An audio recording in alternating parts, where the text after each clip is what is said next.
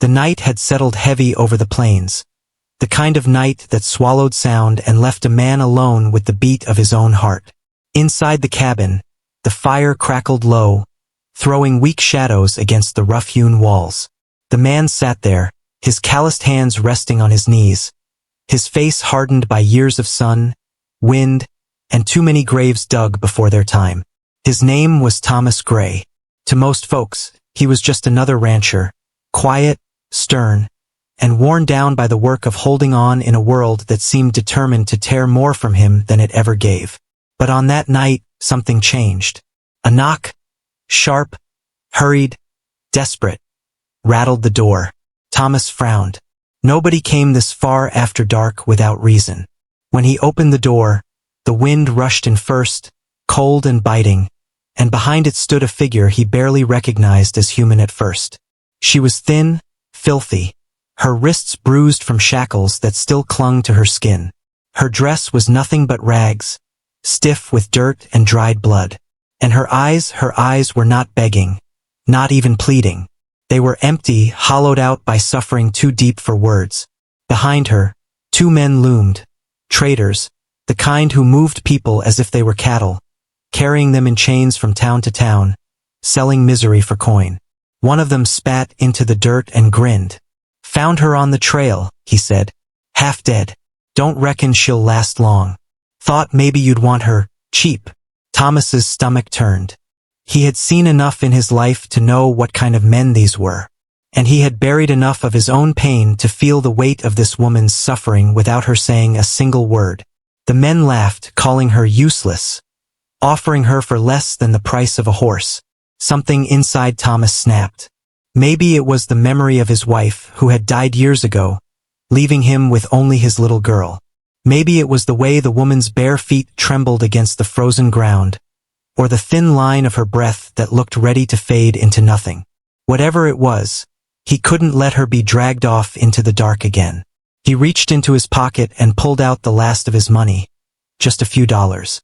It was all he had left after a hard season, money meant for seed and supplies. He threw it at the men's feet. "She's mine now. Get off my land."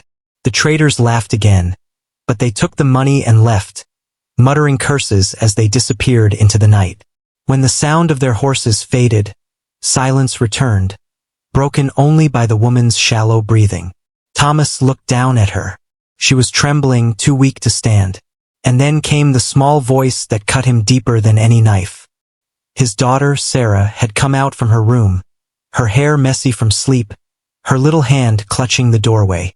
She looked at the stranger with wide eyes and whispered, "Daddy, is she dying?"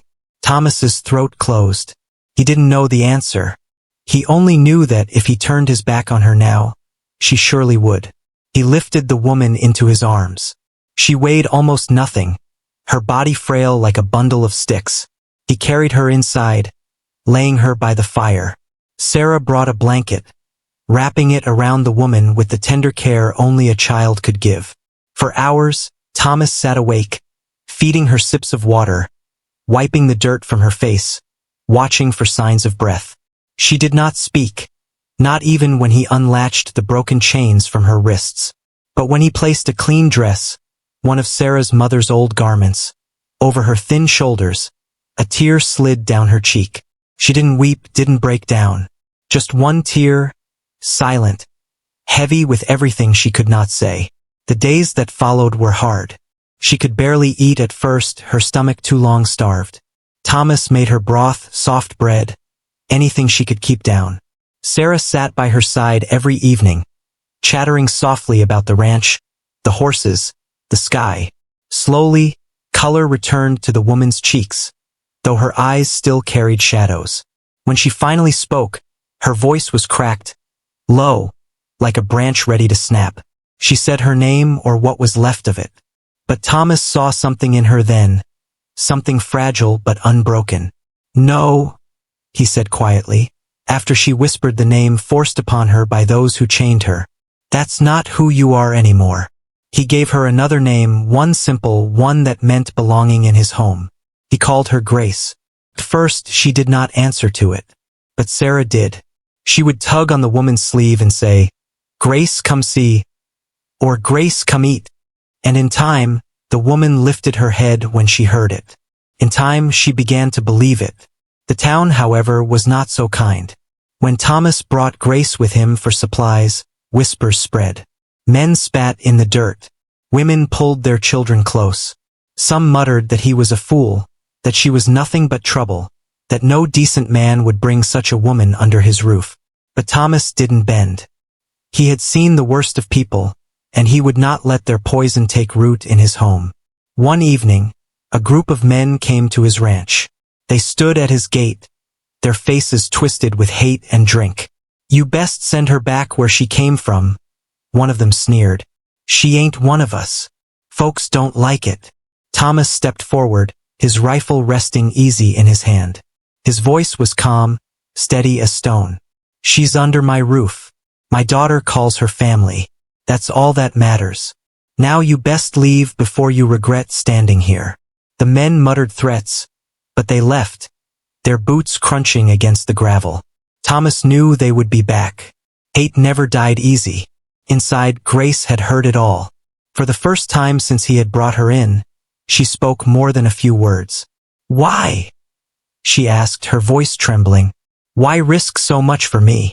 Thomas looked at her, then at Sarah, who sat curled up by the fire, humming to herself as she braided a rag doll's hair. His chest ached with a truth he hadn't spoken in years. "Because no one deserves chains. Not in my house. Not in this land." Grace lowered her head, and for the first time, she let herself weep. Not the silent tear of before, but a flood that broke through years of pain. And in that moment, Thomas knew that saving her was not just about her survival. It was about giving her back the dignity the world had stolen. But dignity came at a cost. The more Grace healed, the more the town's anger grew. Rumors spread, ugly, bitter things. Men whispered in saloons. Women crossed the street to avoid her. Even Sarah came home from church one day with tears in her eyes. "They said Grace can't sit with us," she whispered. Thomas's jaw tightened. He knew what this meant. The town was drawing lines, and he and his little family were on the wrong side of them. One night, when the wind carried the howl of coyotes across the plains, Thomas sat at the table with Grace. The firelight softened her face, showing the scars that chains had left on her skin, the strength that suffering had carved into her. "Grace," he said, "this land will try to take everything from you, but don't you let it take your pride. Don't you let them tell you who you are. You're free now, and that's worth fighting for." She looked at him, her eyes fierce despite the fear in them. "And if they come for me?" He set his hand on the table, firm, unshaking. "Then they'll find I don't bend." Outside, the night deepened, but inside that small cabin, something stronger than fear had taken root. Promise, unspoken but unbreakable. The promise that chains could be broken, and that even in a world that spat on the weak, there were still men willing to stand for justice, for dignity, for the simple right to live free. And so began the long fight. A fight not with guns or fists, but with courage, with patience, and with the unyielding belief that every soul deserved a second life. The weeks passed, and winter settled hard across the plains. Snow pressed against the cabin walls, the winds rattling the shutters like restless spirits. Inside, Thomas, Sarah, and Grace worked together to hold on to warmth and life. Sarah laughed often now, pulling Grace into her little games, teaching her the names of the stars, showing her how to knit crooked stitches that came apart but made her proud all the same. Grace had begun to smile again, not often, not wide, but with a softness that seemed to heal the air around her. But peace never lasted long in those parts. The town's resentment festered like a wound that refused to close. Every time Thomas rode in for supplies, men stared too long, their eyes sharp with insult. One day, a boy spat at Grace's feet in the street, his mother yanking him away as if her presence alone was poison. Thomas felt his fists tighten around the reins, but Grace's hand on his arm held him back. "Not here," she whispered. It was not fear that silenced her. It was survival. She had learned long ago that anger only fed the flames others tried to light beneath her. But Thomas's anger grew heavier with each passing day. Like a storm he could not hold off forever. Then came the night of fire. It started with the smell. Smoke drifting sharp through the cracks of the cabin.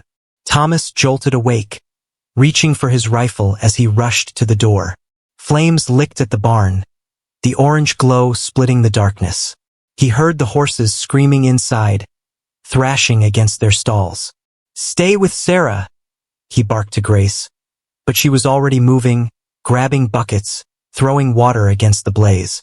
Thomas kicked the barn doors open, covering his face against the heat, pulling the panicked animals out one by one. The fire roared, sparks clawing at the night sky. He caught the shadows of men riding away, laughter trailing behind them like the stench of whiskey and hate. By dawn, the barn was nothing but blackened beams and ash. The horses trembled in the corral, saved but shaken. Thomas stood in the ruins, his jaw set like stone. Sarah clung to Grace's skirts, her face buried, her little shoulders shaking with sobs. Grace's hands, raw and blistered from the fight with the flames, rested gently on the girl's head. Thomas knew what this meant. The town would not stop at whispers. They wanted Grace gone, no matter the cost. But instead of breaking her, the fire sparked something in Grace. The chains she had carried inside her heart began to fall away. She rolled up her sleeves and worked beside Thomas to rebuild, her strength surprising him, her will unbending. For the first time since she arrived, she was not simply surviving. She was fighting back, not with violence, but with the quiet defiance of living, of standing tall even when others wanted her bowed. One afternoon, Sarah ran through the snow, her cheeks flushed pink, her little boots splashing through half-melted drifts. "Daddy, Daddy, Grace sewed me a new dress," she cried, spinning in a clumsy circle to show the uneven hems, the stitches crooked but proud. Thomas looked at Grace, and for the first time, he saw her not as a woman broken, but as a woman building something new. But danger loomed closer. A group of men, the same who had set the fire, began circling the ranch at night. Their shadows moved against the horizon, waiting, watching. One evening, Thomas found a note nailed to his gate, scrawled in angry letters. "Send her away, or next time it won't be just your barn that burns." Grace read it silently, her face unreadable. She set the paper down and looked Thomas in the eye. "Maybe I should go," she said softly. "You and Sarah don't deserve this." Thomas's voice was sharp, cutting through the room like steel. "Don't you say that. They don't get to decide who belongs here." "I do. And you do," Sarah piped up, her voice trembling but fierce. "You're my family, Grace. You can't go." Grace's eyes filled, her hands shaking as she pressed them against her chest. For so long she had been told she was nothing but a burden, a body to be traded, a life without worth. And now this little girl, with her tangled hair and stubborn heart, was calling her family. It was a gift greater than freedom. It was belonging. But belonging had a price. The following week, as Thomas rode into town for supplies, 3 men stepped into his path. They reeked of smoke and drink, their hands resting on the butts of their pistols. "You're making a mistake, Gray," one of them drawled. "That woman don't belong in your house. Best get rid of her before something worse happens." Thomas kept his horse steady, his rifle slung across his back. His voice was calm but carried like thunder. "She's under my roof. That makes her mine to protect. Now step aside." The men didn't move. One spat into the dirt. "You'll regret this." Thomas leaned down in his saddle, his eyes cold as winter. "I've buried too many regrets already. Don't think I won't add more if I have to." Something in his voice, something carved from years of hardship and grief, made the men falter. They stepped back, muttering, but their hatred didn't fade. Thomas knew it was only a matter of time before they struck again. That night, as the fire burned low and Sarah slept soundly in her bed, Grace sat across from Thomas at the table. She spoke quietly, her voice steady for the first time. "All my life, men made choices for me. They chose where I slept, what I wore, whether I lived or died. But tonight, I want to choose, and I choose to stay." Not because I'm yours. Not because I owe you. But because here, with you and Sarah, I finally feel like I am someone. Thomas felt his chest tighten, his throat too thick for words. He only nodded, the weight of her courage sinking deep into his bones. The days that followed were filled with both fear and light. Fear, because the threat was always near, men with anger burning hotter than fire waiting for their chance. But light, because within the cabin, laughter began to return. Sarah and Grace baked bread together, filling the air with warmth. Grace learned to ride, her back straight, her hands sure on the reins. And Thomas, though burdened with worry, found himself looking at her not just as someone he had saved, but as someone who had saved him in return.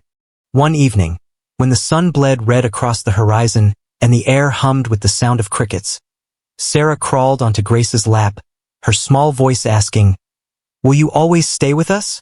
Grace held her close, her eyes shining. "Always, little one. Always."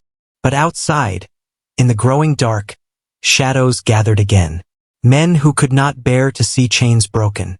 Men who thrived on keeping others small. The fight was not over. It was only just beginning. For freedom is never given freely. It is earned, guarded, and, when necessary, defended with everything a man and woman have within them. And in that small cabin on the edge of the plains, a family, bound not by blood, but by courage, by choice, by love, was ready to face whatever storm came their way. The world would remember the chains Grace once wore, but it would remember more the life she built when they were shattered, the name she was given, and the second life she claimed with her own two hands. The spring thaw came slow, dripping from the eaves of the cabin, softening the frozen ground until the first shoots of green pushed through. For most, spring meant new beginnings, planting, and the promise of harvest. But for Thomas and his small family, spring carried tension. The men who had set the fire had not vanished. They lingered like wolves at the edge of the field, patient, hungry, waiting for weakness. Thomas worked longer hours than before, mending fences, repairing the barn, and keeping a watchful eye on the horizon. Grace worked beside him, her hands blistered and raw, but she never complained. In the evenings, Sarah's laughter softened the weight of the day. Yet beneath it all was a silence, a knowing, that danger pressed closer with each sunset. One morning, as Thomas saddled his horse, he noticed fresh tracks near the creek. Boot prints, more than one pair. He followed them a ways, his rifle across his back, until they turned toward town. It was a warning. Men had been watching, too close, too deliberate. He tightened his grip on the reins. The message was clear. The storm was coming. Back at the cabin, Grace noticed his silence. "They're getting closer, aren't they?" she asked, her eyes steady. Thomas met her gaze. "Yes, but it doesn't change what we do here." Grace set down the pail she had been carrying. "It should. You've already given up so much. Your barn, your peace. And for what? For me."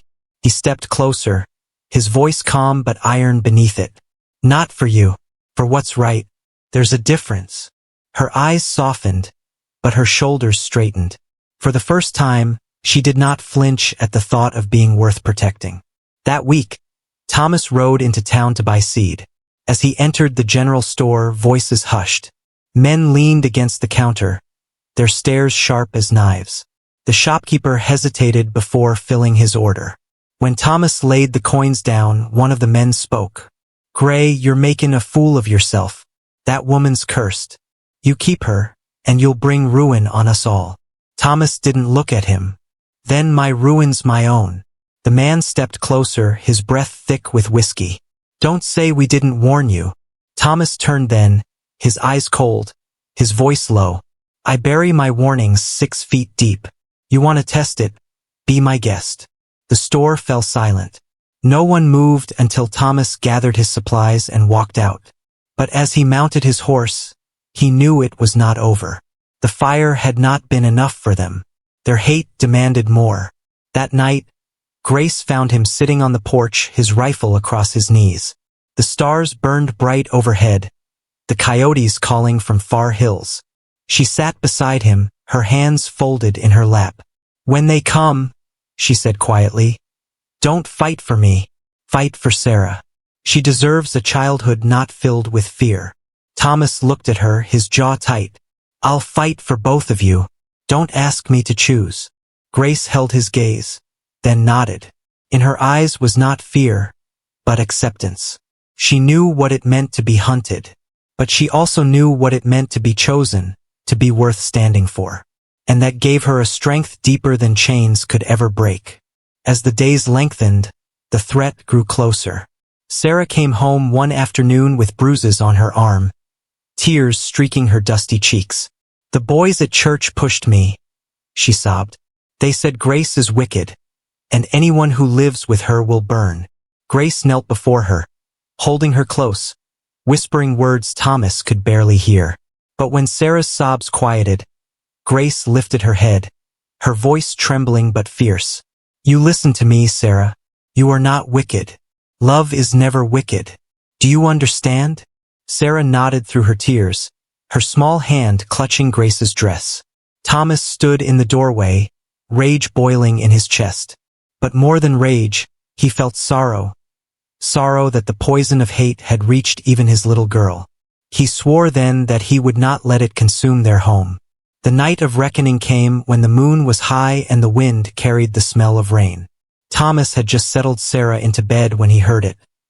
Hoofs pounding, voices shouting, the crack of wood as the gate splintered. He grabbed his rifle, his heart steady but heavy. Grace stood in the doorway, her face pale but her eyes fierce. They're here. He nodded, checking the rifle's chamber. Stay with Sarah, no matter what. But Grace stepped forward. No, I won't hide. Not this time. Before he could stop her, the first rock crashed through the window, shattering glass across the floor. Outside, torches lit the night. A circle of men gathered with anger burning hotter than flame. One of them shouted, "Send her out, Gray! End this and we'll leave you be." Thomas stepped onto the porch, his rifle raised, his voice carrying across the field. She's not yours to take. Not now, not ever. You want to burn me out, you'll have to bury me first. The men jeered, their torches swaying. One fired a shot into the air. The horses screamed in the corral. And then Grace stepped out beside him. The firelight cast her face in gold and shadow, her shoulders straight, her voice ringing clear. You took everything from me once. You chained me, you broke me, you tried to erase me. But I am still here, and I will not bow to you again. Her words cut through the night, startling even the men who had come to destroy her. For a moment, silence hung heavy. Then one man spat into the dirt. You're nothing but a curse. Grace lifted her chin, her voice steady. I am Grace. That is my name. And you can't take it from me. Thomas's rifle never wavered. His eyes locked on the crowd. The men shifted, muttering, their courage faltering beneath the weight of her defiance. Hate was easy when the victim cowered. But here she stood, unbroken, and behind her stood a man ready to defend her with his life. One by one, the torches lowered. One by one, the men turned back to their horses. Not all, but enough. Their mutters carried into the dark as the circle broke. When the last hoofbeats faded, the night was quiet again. Thomas lowered his rifle, his breath slow, his heart pounding. Grace stood beside him, her hands trembling, but her back unbent. He looked at her, his voice rough. You could have stayed inside. She shook her head. If I hide, they win. I'm done hiding. For the first time, Thomas allowed himself a small smile. Then we'll face them together. Inside, Sarah stirred in her bed, safe, unaware of how close the night had come to breaking their fragile peace. And outside, under the vast Wild West sky, a woman who had once come in chains stood free, her name her own, her dignity reclaimed. The battle was far from over. The town would not forget, but neither would Grace. And for the first time, she knew she would never again walk that road alone. Morning broke slow and heavy after the night of fire and voices. The cabin stood quiet, the smell of smoke still clinging to the wood. The shattered glass swept into a corner. Thomas moved with steady hands, mending what had been broken, as if the rhythm of repair could keep the world steady. Grace moved with him, her shoulders sore, her eyes dark from little sleep, but her will unbroken. Sarah followed them both, quiet but watchful, her young eyes carrying questions too big for her years. Word spread quick through town. Some said Thomas Gray had turned his home into a fortress. Others whispered that Grace had cursed the men until their courage broke. A few, just a few, spoke with quiet respect, but their voices were drowned by the louder ones. The preacher's sermons grew sharper, warning of sin and ruin. Children pointed in the streets, and mothers pulled them away. But beneath it all, there were cracks forming, small but sure, because not everyone could ignore the strength they had seen that night. Thomas knew there would be consequences. The men who rode away would not forget their shame. Men like that never did. But something had shifted. He could see it in Grace's eyes. She was no longer only surviving. She was standing. One afternoon, while Thomas worked the fields, Grace sat with Sarah under the shade of an old oak. Sarah's hands fumbled with a doll's dress, her little tongue poking out in concentration. "Grace?" she asked suddenly. "Were you scared last night?" Grace looked out at the horizon, her mind drifting back to fire and shouting voices. "Yes," she said softly. "I was scared." Sarah's brow wrinkled. "But you didn't hide." Grace smiled faintly. "Sometimes being brave doesn't mean you aren't scared. It means you stand even when you are." The little girl nodded, tucking the words away as if they were treasure. For Sarah, Grace was no longer just the woman her father had brought home. She was something more, someone who taught her that dignity could be stronger than hate. But the men in town were not done. They gathered in the saloon, voices sharp, drinks spilling over rough tables. "Gray thinks he can shame us," one spat. "Thinks he can spit in the face of this town and walk free." Another slammed his fist on the wood. "We burned his barn and still he stands. We'll have to break more than wood to bring him down." There were nods, mutters of agreement, the kind of anger that builds when men feel their power slipping. But there were also hesitations. Some remembered the sight of Grace standing proud under torchlight, her voice steady as stone. Some remembered the rifle in Thomas's hands, the unflinching promise in his eyes. Fear began to mix with hate, a bitter brew that left men restless and divided. Back at the ranch, Thomas could feel the weight pressing closer. He began teaching Grace how to handle the rifle, his hands steady as he showed her how to aim, how to breathe. She listened, her jaw tight, her fingers trembling only at first. "I don't want to kill," she whispered once. He nodded. "Then don't. But knowing how means you don't have to be afraid." The first time she fired, the sound cracked across the plains, echoing back like a challenge. Sarah clapped her hands, cheering, and Grace lowered the rifle with a look Thomas had not seen before. It was not joy. It was not even pride. It was ownership of herself, of her right to stand unbroken. Summer came, hot and relentless, baking the earth until dust rose in every step. The ranch struggled, the crops thin, the work endless. Grace's skin browned under the sun, her hands strong, her back straight. Townsfolk saw her in the fields, saw her laugh with Sarah, saw her ride with Thomas. Whispers shifted, some sour with jealousy, others grudgingly respectful. But the bitter ones sharpened their knives. One day, as Grace walked alone toward the creek to fetch water, 3 men stepped from the brush. She froze, the bucket slipping in her hand. They grinned, cruel and hungry. "Thought you were mighty brave the other night," one sneered. "But where's Gray now? Where's that big talk when you're alone?" Grace's heart hammered, but she lifted her chin. "I don't need him to stand." They laughed, stepping closer. One reached for her arm, but before his hand touched her, a voice rang out sharp as a whip. "Step away." Thomas sat on his horse at the edge of the trees, his rifle leveled steady. His eyes burned cold, his voice like iron. "Touch her, and you'll never use that hand again." The men hesitated, their laughter faltering. They muttered curses, backing away, their courage wilted in the shadow of his gun.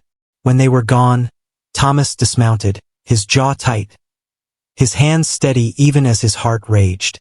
Grace's breath shook, but she didn't cry. She picked up the bucket, her voice calm. "They'll keep trying." Thomas nodded, his voice low. "Then we'll keep standing." That night, Sarah asked why the men hated Grace so much. Thomas struggled for words, but Grace answered softly. "Because some men can't stand to see someone free when they thought they had the right to chain them.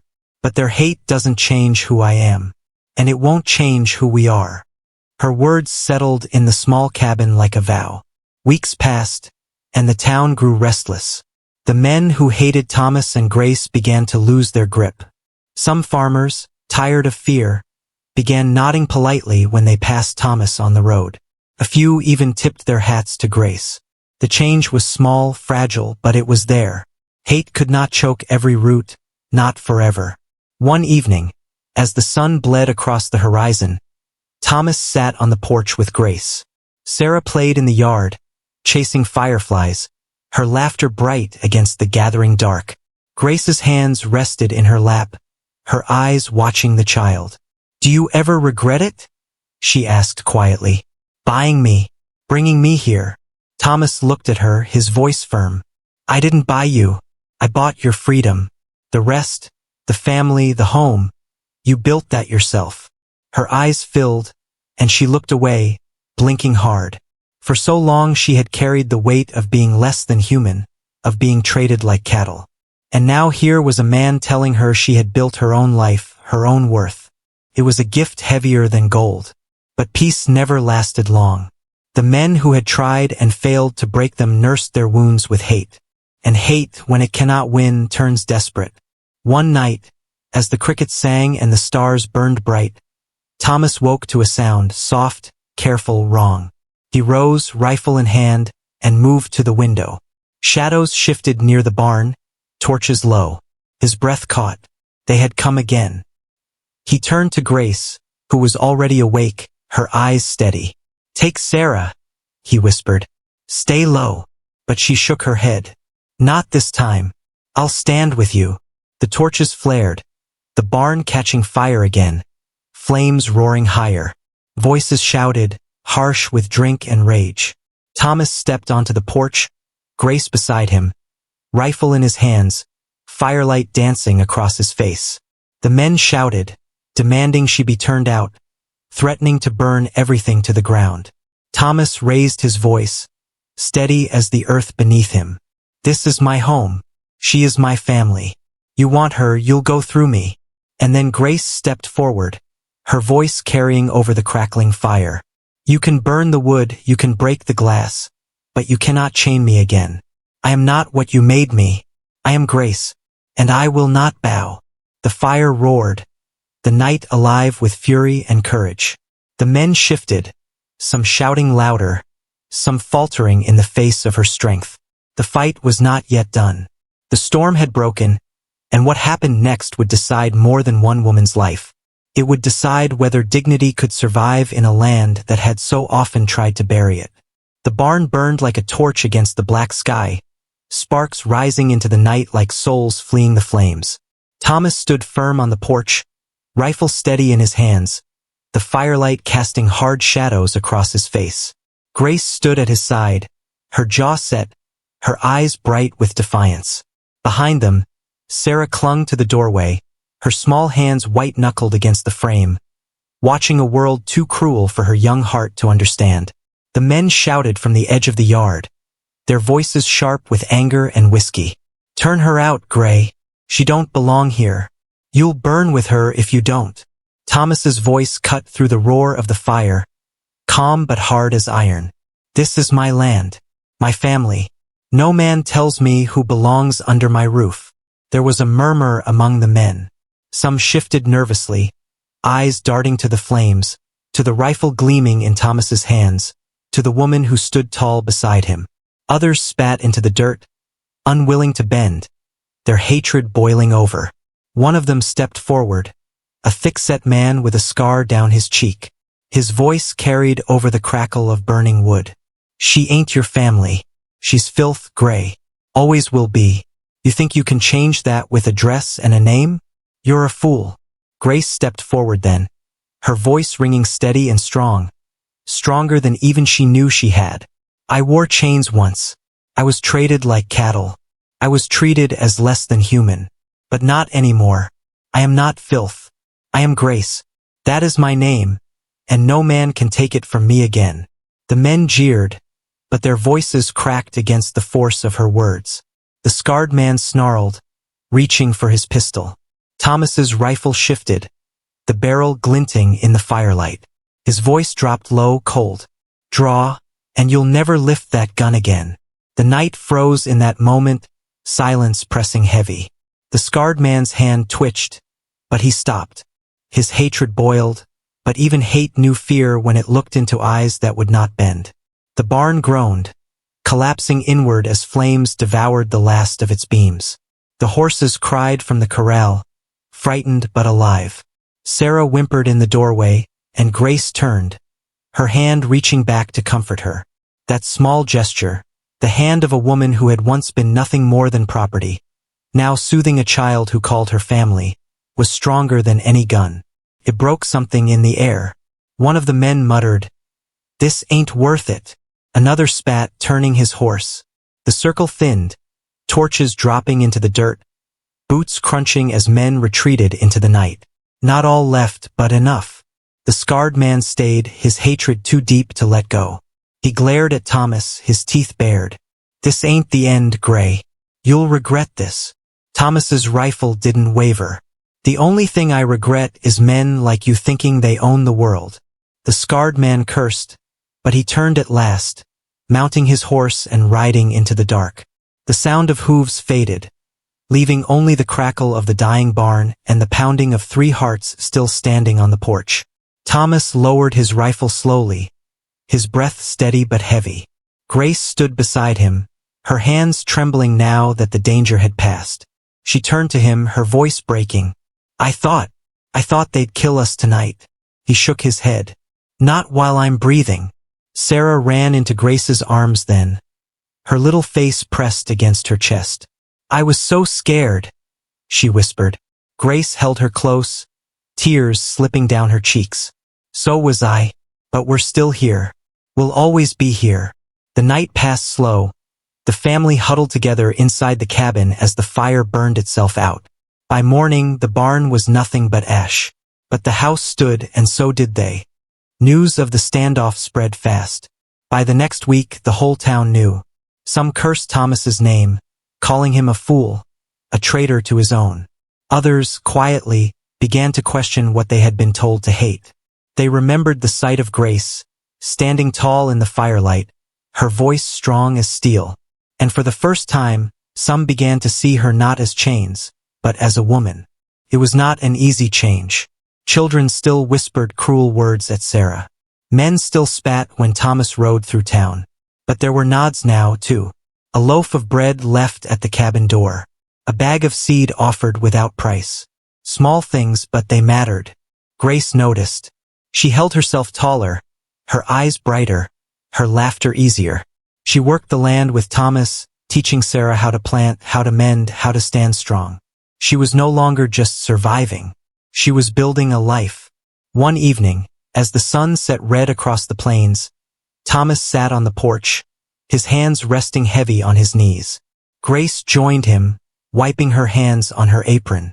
For a while, they sat in silence, the sound of Sarah's laughter drifting from the yard. Finally, Grace spoke, her voice soft. "When you gave me that dress, that name, I didn't know how to believe it. I thought I'd always be what they made me. But you saw something else. You gave me more than freedom, Thomas. You gave me back myself." Thomas looked at her, his voice rough. "You did that yourself. I just gave you the chance." Their eyes met, and in that moment, something unspoken passed between them. Not pity, not debt, something deeper. Respect, trust, the kind of bond forged not by blood, but by fire. The months that followed were not without hardship. The land was harsh, the work endless, and the shadow of hate never fully disappeared. But through it all, they stood together.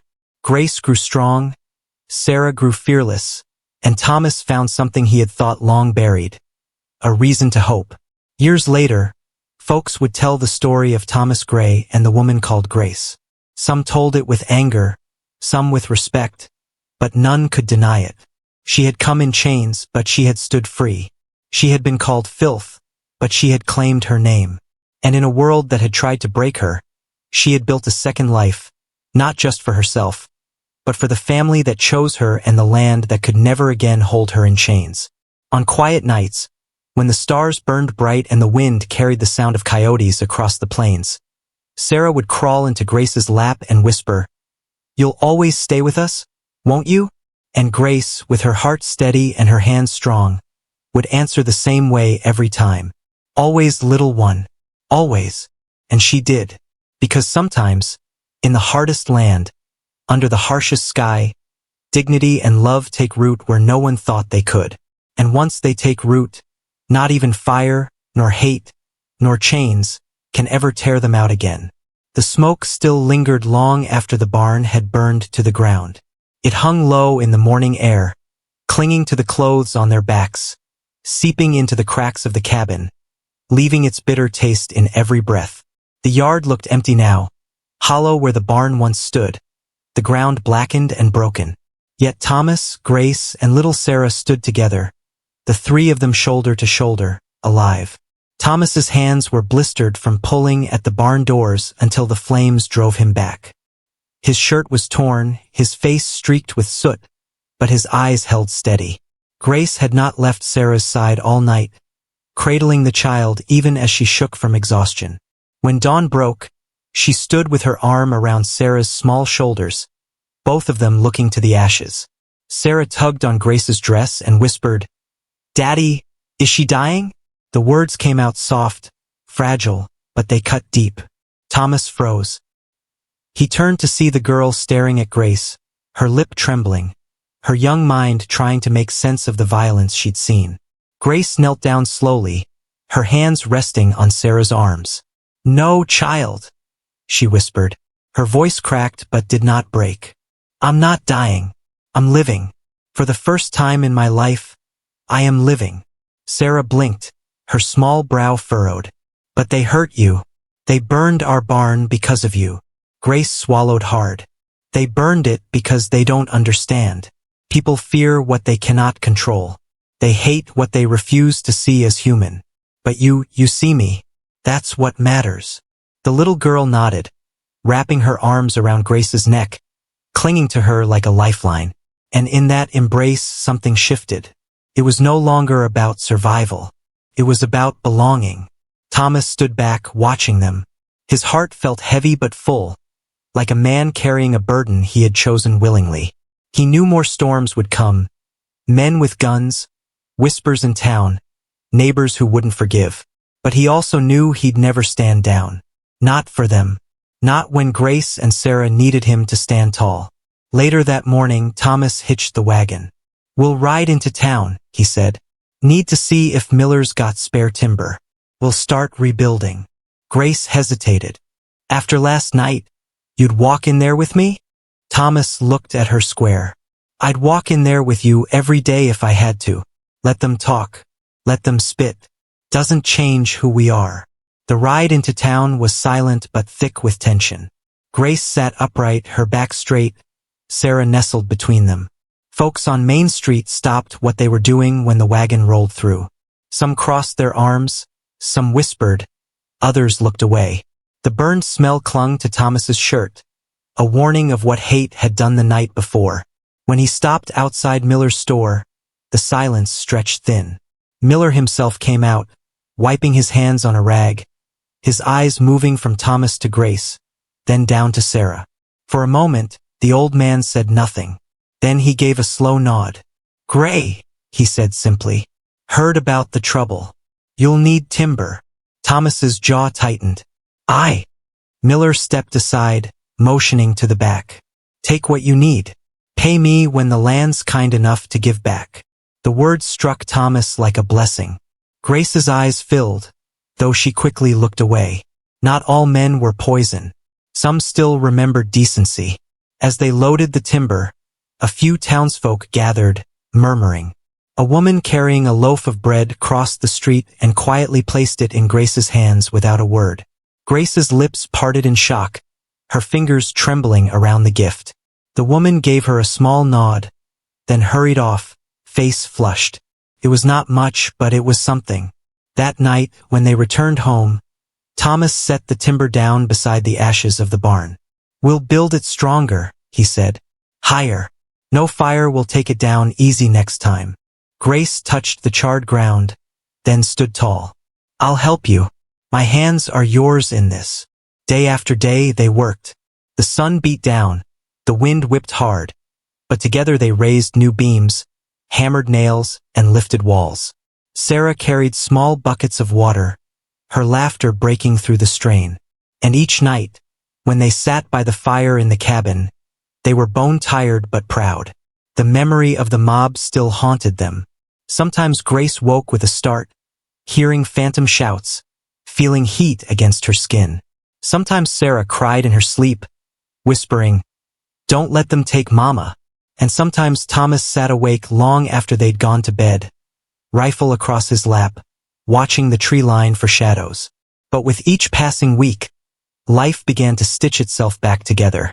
One evening, as the new barn stood half-finished, Thomas sat on the porch sharpening his knife.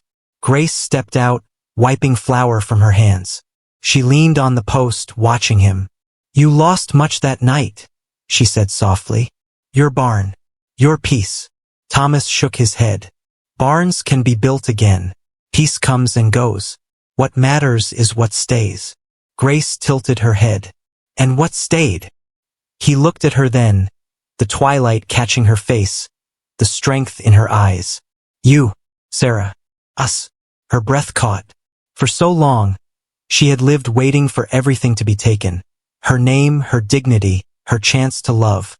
And now, standing there, she realized nothing could take what they had built in each other. "I used to think freedom was just chains being cut," she whispered. "But it's more, isn't it? It's being seen, being loved, being allowed to give love back." Thomas nodded slowly. "That's it. Freedom ain't just about walking where you want. It's about living true." The night grew quiet. Coyotes howled in the distance.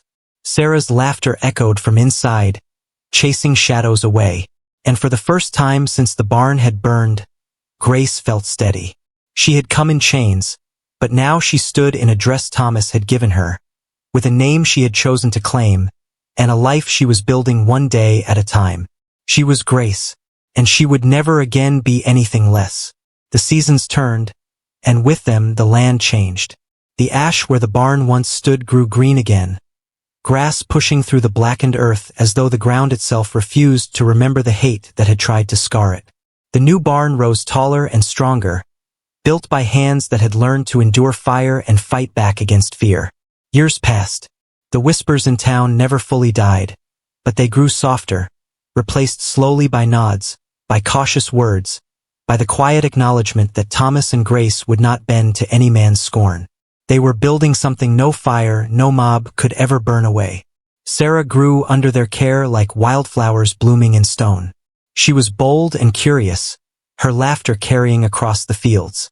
She called Grace Mama without hesitation, without shame, and no one could take that word from her lips.